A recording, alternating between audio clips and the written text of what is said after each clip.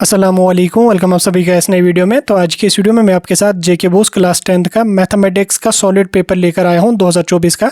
इस वीडियो में मैं आपके साथ डिटेल में सॉलिड पेपर डिस्कस करने वाला हूं। ये वीडियो आप लोगों के लिए काफ़ी ज़्यादा इंपॉर्टेंट रहने वाला है। वीडियो को पूरा एंड तक देख लेना, चैनल को भी सब्सक्राइब कर देना और उसके साथ साथ टेलीग्राम ग्रुप और व्हाट्सअप ग्रुप दोनों ज्वाइन कर देना। दोनों की लिंक आपको डिस्क्रिप्शन में मिल जाएगी। तो चलिए वीडियो को शुरू कर लेते हैं। जान लेते हैं यहाँ पे जेके बोस क्लास 10th का सॉलिड मैथमेटिक्स का गैस पेपर। तो देखिए पेपर में जो आपके क्वेश्चन आए थे वो यहाँ पे टोटल 40 क्वेश्चन आए थे। 15 पेजेस का आपका क्वेश्चन पेपर आया था। 2024 का पेपर है, रिसेंटली परसों आपका मैथ्स का पेपर है, उसका मैं आज सॉलिड पेपर आपके साथ डिस्कस करने वाला हूँ। यहाँ पे आप देख सकते हैं 2024 का पेपर है। जेड सीरीज का मेरे पास मैथमेटिक्स का पेपर है। 3 घंटे का आपको यहाँ पे टाइम दिया गया था। 80 मार्क्स का पेपर आपका था और उसके साथ साथ यहाँ पे 20 मार्क्स आपको स्कूल से दिए जाएंगे। ठीक, सबसे पहले हम बात करेंगे सेक्शन ए की, जिसमें आपको ऑब्जेक्टिव टाइप क्वेश्चन आए थे। इसमें पहला क्वेश्चन आपका आया था द नंबर 0.101 दिस इज, ये नंबर क्या है। ठीक, इसमें आपको बोलना था ये नंबर क्या है, इवन नंबर है, रेशनल नंबर है, इरेशनल नंबर है या नन ऑफ दीज। ठीक, इसका जो राइट आंसर है वो यहाँ पे है इरेशनल नंबर। ठीक, ये जो नंबर है ये इरेशनल नंबर है। ठीक, इतना आपको इसमें मेंशन करना था। उसके बाद क्वेश्चन नंबर 2 की अगर हम बात करेंगे, the product of zeros of the polynomial 4x power 2 plus 8x is. ठीक, इसका यहाँ पे आपको जो है वो प्रोडक्ट ऑफ जीरोज यहाँ पे लिखना था। ठीक, 2 है, 0 है या है 4। ठीक, इसको जो राइट आंसर है वो यहाँ पे है 0। ठीक, उसके बाद नेक्स्ट क्वेश्चन आपका यहाँ पे आया था and the pair of linear equation x plus 2y minus 4 equal to 0 and 2x plus 4y minus 12 equal to 0 are। ठीक, यहाँ पे देख सकते हैं 4 ऑप्शंस आपके पास थे, तो 4 में जो राइट आंसर है वो यहाँ पे सी है। ठीक, पैरेलल वाला है आपका इसमें राइट आंसर। ठीक, उसके बाद क्वेश्चन नंबर 4 आपका इसमें आया था sin 2a equal to 2 sin a is true when a equal to 0 degree 45 degree 30 degree none of the above. ठीक, इसका जो राइट आंसर है वो यहाँ पे ए पार्ट है 0 डिग्री। ठीक, उसके बाद यहाँ पे क्वेश्चन नंबर 5 आपका आया था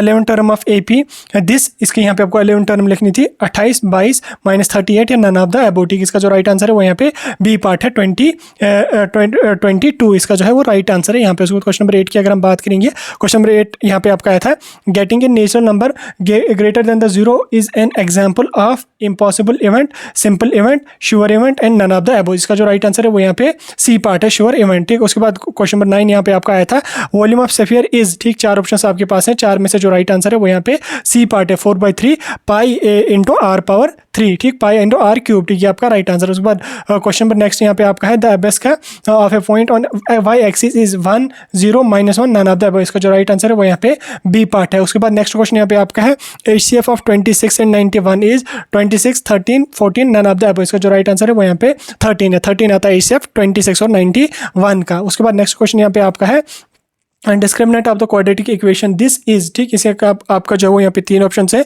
280 405 504 and none of the above. ठीक, इसका जो राइट आंसर है वो यहाँ पे none of the above D part है। क्वेश्चन नंबर 11 आपका आया था प्राइम फैक्टराइजेशन ऑफ 3825 इज 3 × 3 × 3 × 5 × 7 × 17। ये ट्रू है या फॉल्स है, ये यहाँ पे फॉल्स है, प्राइम फैक्टराइजेशन इसकी नहीं है। उसके बाद क्वेश्चन नंबर 12 यहाँ पे आपका आया था the sum of first 1000 positive integers is.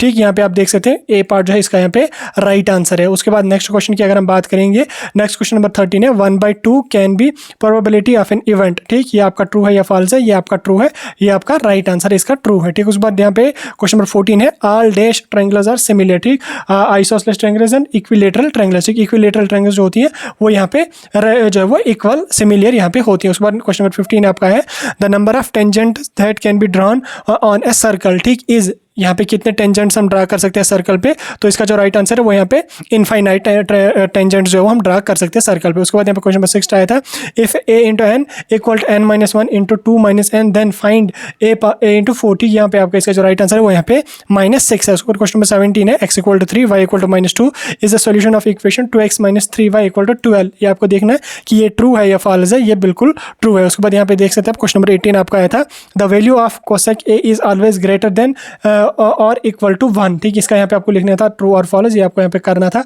इसमें यहाँ पे आपको आर पार्ट भी दिया गया था sec square a equal to 1 plus dash. ठीक, for 0 degree greater than a. यहाँ पे आपका इसका राइट आंसर जो था वो 10 स्क्वायर थीटा यहाँ पे आपका था 10 स्क्वायर ए, यहाँ पे इसका राइट आंसर था। उसके बाद यहाँ पे आपको क्वेश्चन नंबर नेक्स्ट आया था calculate mean of first 7 even numbers. ठीक, वो यहाँ पे कैलकुलेट करना था, वो यहाँ पे आपको स्क्रीन पे दिख रहा होगा, ये इसका राइट आंसर है। ठीक, उसके बाद right the formula for mean group data. ठीक, उसका फार्मूला आपको यहाँ पे मेंशन करना था। उसके बाद यहाँ पे देख सकते हैं नीचे क्वेश्चन मीडियन ऑफ 6 10 14 18 22 26 13 इज यहाँ पे 18। 18। उसके बाद सेक्शन बी की अगर हम बात करें 2 मार्क्स वाले क्वेश्चन यहाँ पे आपके आए थे, ज़्यादा लंबा नहीं, छोटे छोटे आंसर इसमें आपको लिखना था। Solve the pair of quadratic equation, linear equation यहाँ पे आपको दी गई थी, इसको आपको सॉल्व करना था एलिमिनेशन मेथड से। उसके बाद यहाँ पे देख सकते हैं find the root of quadratic equation by factorisation, ठीक है, इसके रूट्स आपको इस वाले क्वाड्रेटिक इक्वेशन की आपको फाइंड करने थे फैक्टराइजेशन मेथड से। उसके बाद यहाँ पे देख सकते हैं given sec theta equal to 13/12, calculate all other trigonometric ratios, ठीक, यहाँ पे आपको वहीं से दिया हुआ है